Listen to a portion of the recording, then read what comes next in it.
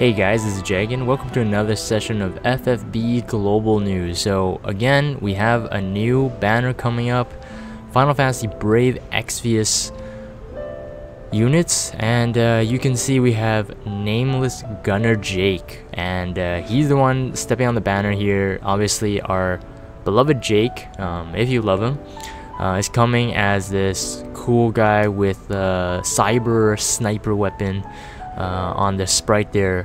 But the question is he any good? Now people who have played JP already know his potential, and apparently he's like the next troll, like equivalent to a Delita troll, but maybe better than Delita. Let's talk about that. And we have Emperor Shera as well as our other 5-star base unit, not to be confused with Ozetta. If you don't know who Ozetta is, she's a 4-star base unit. But let's take a look at the skills, quickly run through. Should you be pulling on this banner? Now I'm personally feeling a tug on both sides here. One, I do want to pull on the banner sort of for Emperor Shera, and we're going to talk about that, but I kind of want to avoid Nameless Gunner Jake, or CG Jake for short. Take a look at this Trustmaster first here. We have ABS ring. Now originally I thought it was called abs ring because there's this kind of like meme. Someone photoshopped these three CG Nicole, CG Laswell, and CG Jake in these kind of like swimsuits and speedos, and I think it's called like Speedo Laswell and Sexy Chest Jake, or Hairy Chest Jake, or something like that. So when I read ABS ring, I was like, is this abs ring? That's what I thought of. Anyways, very stupid for me to bring this up right now. But anyways, defense and spirit plus 25, and then enables absorber. So what absorber does is restores own MP when receiving magic attacks, and increase own LB gauge when receiving a physical attack. Now that might be interesting for tanks. Now for Jake, it's pretty much the most useless TMR, and we're gonna go through why. Because he basically has camouflage, so it's not like he's gonna really get hit anyway, and you're gonna run a tank, so the tank's gonna be the first one to get hit. But if you slap this ring on a tank, potentially, I can't think of a tank right off the bat, but potentially it might be important. One, restoring MP when receiving magic attacks. Tanks always need MP if you don't have an MP battery. And restore, increase own LB gauge. Now that could be very, very useful for someone like Wilhelm. That's what I'm thinking, at least. But yeah, I mean, Wilhelm's LB is already overpowered, and he can get his limit burst really quickly. So I'm just thinking like, okay, if he takes like more physical attacks, and then he can just keep spamming his LB, that might be very important. Again, because it's based defense and spirit, that's why I'm thinking right off the bat, possibly tanks, maybe healers, but it's not like you're gonna really receiving physical attack on your healers, so that's a whole other thing. And listed here we have force charge, increase your own limit burst, increase burst stone rate, and then chance and change to cool force next turn. I'll show you my guts. So basically he has a chance to survive with 1 HP. Light assault, damage reduce light resistance all enemies, add light element to your own physical attack, enable last shot and fatal barrage for 1 turn. Now he does have what we call flame assault, ice assault, electro assault. I don't know what they're going to be called exactly, but at least these are the names I'm going off with right now on the wiki. Basically they do that exactly like light assault, but for the different elements. It reduces the resistance of that element and then adds that element to your own physical attack. So most likely you're not going to be running Tomb Raider guns where it's elemental guns. You're going to be running, or even like Sparky. You might not be running Sparky, even though that is a two-handed weapon, but because Gunner Jake is a dual wielder, you want to keep him a dual wielder if you get him. And so one thing that's interesting is like, so his 5-star base, he comes with escape, so 100% escape to escape the battle. I might be useful, I guess, but it seems like he's a coward. At least that looks that seems to be the case. Passive abilities, again, like I said, he has a 50% less chance to be targeted. He has camouflage right off the bat. Now it might be the nature that he's a sniper, but again, I don't don't even know what to class him as. Is he a tank or a DPS unit? Obviously not a DPS unit. We can see that his highlighted as a HP. He does have pretty high HP, about 1,000 base HP more than Emperor Shera. But again, very lackluster kit. I'm looking at it. I mean, he has some killers, but that's not until 7-star, and yeah, he doesn't have too much potential in the attack department. He's not great at breaking. He's not the best breaker. He can break 45% attack and meg for 3 turns, but then it's kind of like, why? Because you have better breakers, and then he doesn't hit the hardest either. Now his limit burst is the one I think is what makes him a joke. It's called AL type light particle gun, or AL type light particle gun, and it's a 1 hit if you max it out, 720, so 7.2 times physical attack, ignore 50 defense, but then it debuffs yourself 99% attack defense for 2 turns. What? Oh, okay. Anyways, so because myself, I've never used the CG Jake on JP. As soon as I got onto JP, people were like, "Oh, don't pull for CG Jake. He's garbage or whatnot." Luzma, you know you're the one saying that. This is where it gets tricky, because Emperor Shera is going to be pretty good. So let's take a look at Emperor Shera here. Trustmaster reward, chosen one. Boost fire resistance 20. Boost attack when equipped with sword. Boost HP and attack when equipped with light armor, and it's not stackable, at least on global. Now this is what it does. So 35% attack when you equip with a sword, 10% HP and 15 attack when you equip with light armor. So that gives you a whopping 50 attack when you actually equip them with a sword and light armor, and then you get your 10% HP. So pretty decent, especially, you know, you can slap it on anyone who uses swords early, and you're gonna basically get an equivalent of like a large sword mastery, a 50% increase in attack if you have light armor, of course, and then you have a 10% HP to boot. So Trust Mastery, great on this one. Now it does say that Emperor Shera is still specialized in HP, at least in a little graphic circle here. But he does have way more attack than Jake. So with pots and passives, he has 354 attack. Just his base, he has 147.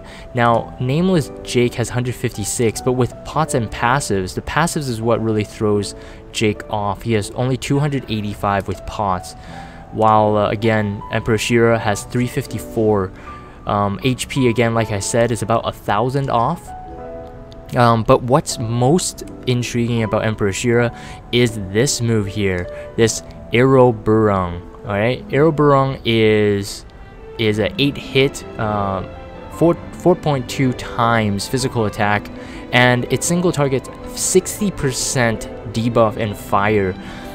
So maybe he's gonna be like Flame Landu. Okay, why I say that is because Iro Burung apparently is also perfect chains with Orlandu family, so Divine Ruination, the move that Dark Veritas has. Later on when CG Reagan comes, you'll be able to perfect chain with CG Reagan.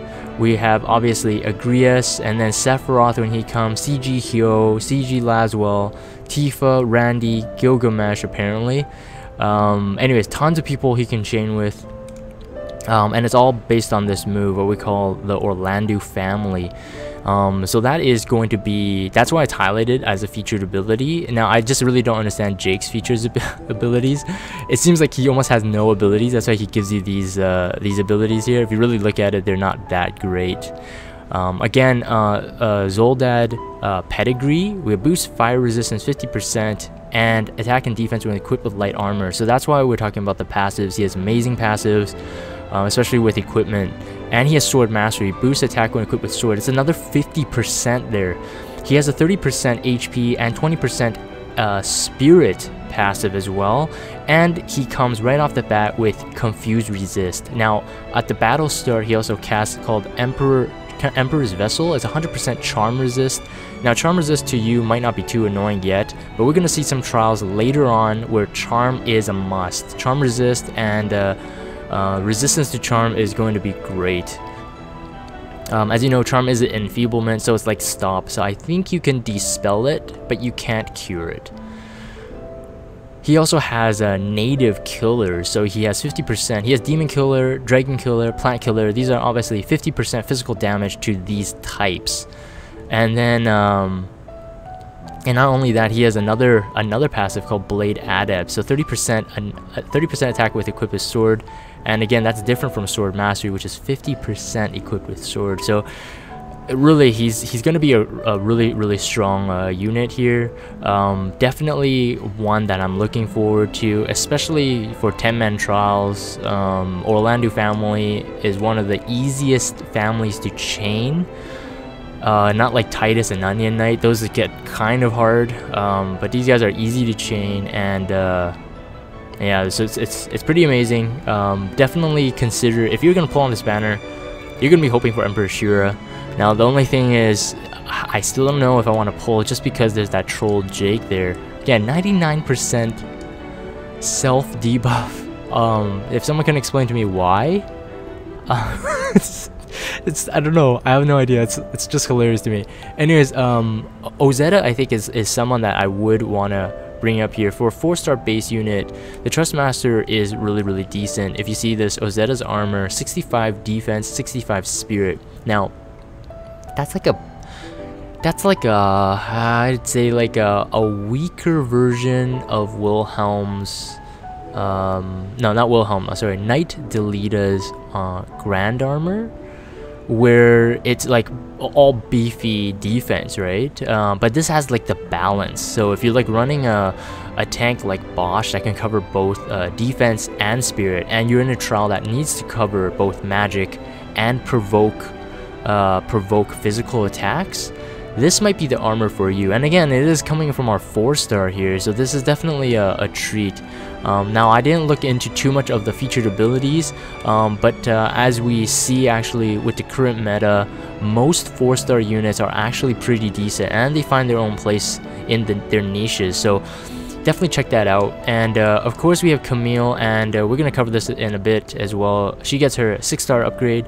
She can perfect chain with Titus, I believe. Titus family chainer, so again, very useful. Titus family chainer is kind of lacking at the moment. We don't have many people that can chain with Titus at the moment, so I think Camille will be our second. So if you're running Titus and you're running 10-man trial and Titus is the one you want to use, get Camille.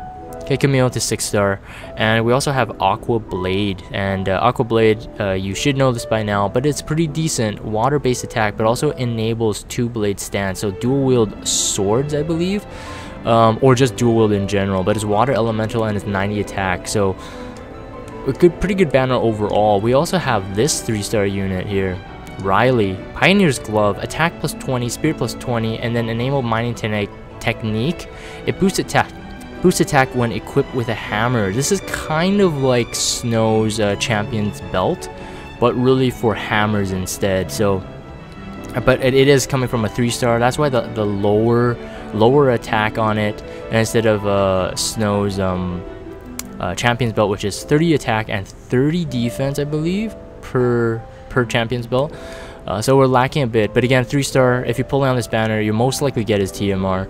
So yeah, that's it for this section. Again, Nameless Gunner J, come on. And then of course, as usual, when we get our CG unit, you're gonna get this unit intro quest.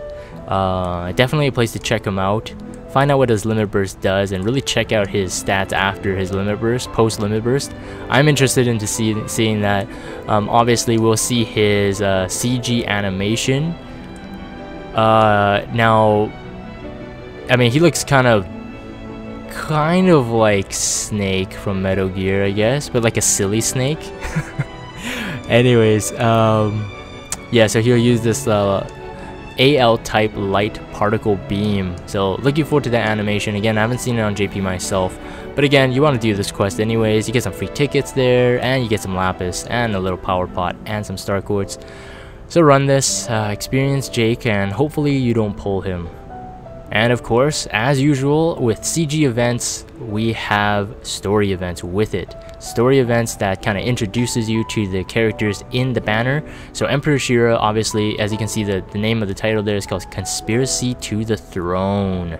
So Emperor Shera makes total sense. Where Gunner Jake fits in, that, you know, spoilers, we'll have to see what that's like in the story event. Now, a lot of people are surprised that, whoa, we're getting 2 story events in a row. You know, CG Fina's just came like, you know, like 1 event ago. So right now, currently, we're on Final Fantasy X King Mog event, Gagazette trials, runs, I mean, and so people are like, usually, you know, when you're counting the events, usually kind of it goes like story event, King Mog event, and then a raid event, and then it kind of cycles itself. Now, the reason why I think CGJ came early is because CG Fina came late. And if you remember that whole fiasco, everybody was like, where's CG Fina? It seemed like she was delayed for at least 2 events. And one of the reasons is because we had a Final Fantasy 15 raid event, and then back to back we had a Tomb Raider event to fit with the release of the movie. So that is why I think CG Jake seems to be coming quicker, but the reason is I think is because, you know, CG Fina got delayed. So anyways, usual story events, you get a lot of ability awakening crystals. You want to collect that. You get some exclusive equipment. You want to collect those. Usually they're not the best, as I say in every single news video. They're going to be helpful if you're new, and they're going to be helpful in some niche areas even if you're not new, so definitely get them. They're free anyways if you can complete the missions, and most likely from here on out we're going to get 8 story missions and then 2 bonus missions, or 1 to 2 bonus missions. As you can see here, Crown of the Covenant, Fangbreaker. So Fangbreaker is a 62 attack, 15% HP. I can see the HP being very beneficial to tanks that can wield maces. And then the Crown could be good, 20% and 20% Spirit and Mag for a hat.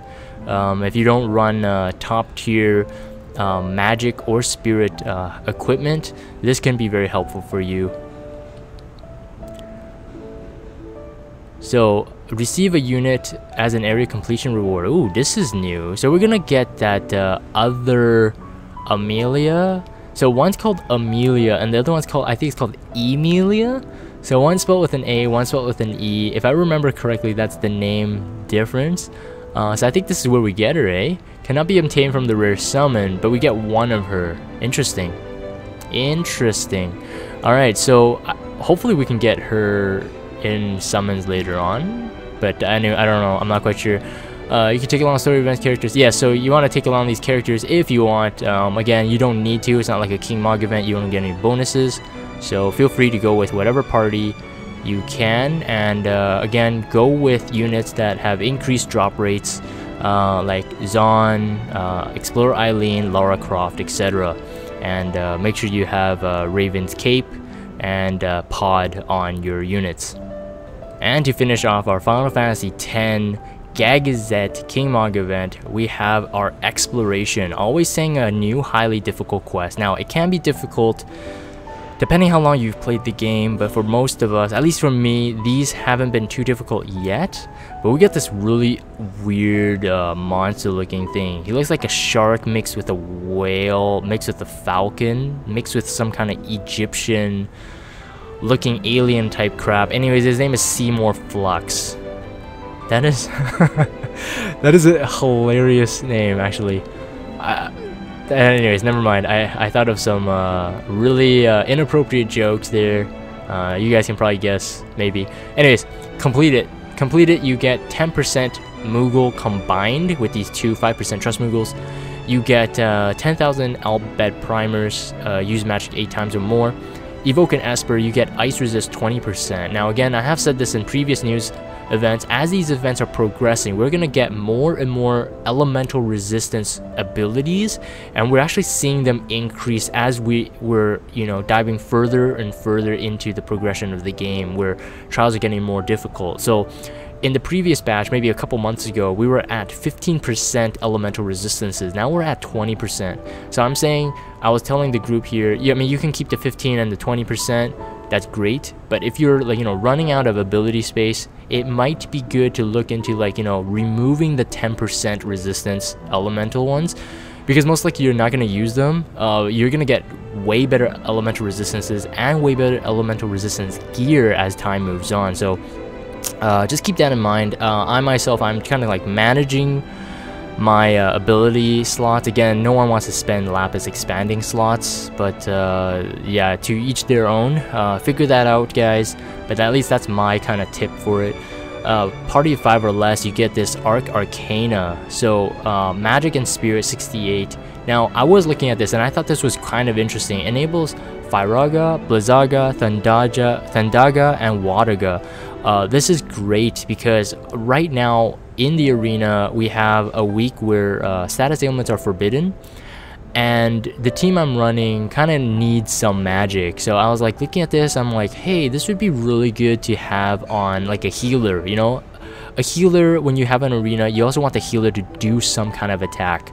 If you can use, like, if you have like Ayaka and you have Frozen Hurricane, people do that because if healers are not healing on that turn, you want to do something. You want to stop them, you want to use Toxic Rain or something like that. But, you know, if status ailments are not an option, your healer is kind of left going, what do I do, right? So Arcana gonna be very, very useful. Again, 68%, 68 spirit, so perfect for your healer, and then 68 magic, enough to just get your healer up a bit in the magic department, so you can cast these magic spells on those units there, on the enemies in the arena. At least that's where I'm thinking where this is useful, but obviously it can be useful in other places. This week we do have Gil Snapper's Cave. I'm almost considering never to bring this up in the news again. You guys can read this stuff yourself. But again, if you need some Gil, go to it this weekend. As always, I'm always looking for Gil. If you're looking at my screen right now, I think I have, what, like 9.7 million. But, you know, that's not a lot when you start enhancing ability. So go there this weekend while it's up, and have some fun there. And again, as I have said, we have Camille as 6-star unlocked. Again, she can perfect chain with Titus, so you might consider leveling her up. And again, water-based unit, and her trust mastery is pretty decent. So consider that as you're playing this week. So that's it for the news, guys. It has been a long one this time, mostly because of me explaining Nameless Gunner Jake. Anyways, if you pull him, congrats. Anyway, he's a rainbow. His TMR might be useful. But again, let me know what you think, guys. Nameless Gunner Jake, and what's your thoughts on this? Are you on board with everybody on my Discord channel? Is he the next Delita? I don't know. Anyways, guys, have fun, and thanks for watching on YouTube, guys. I'll see you guys next time.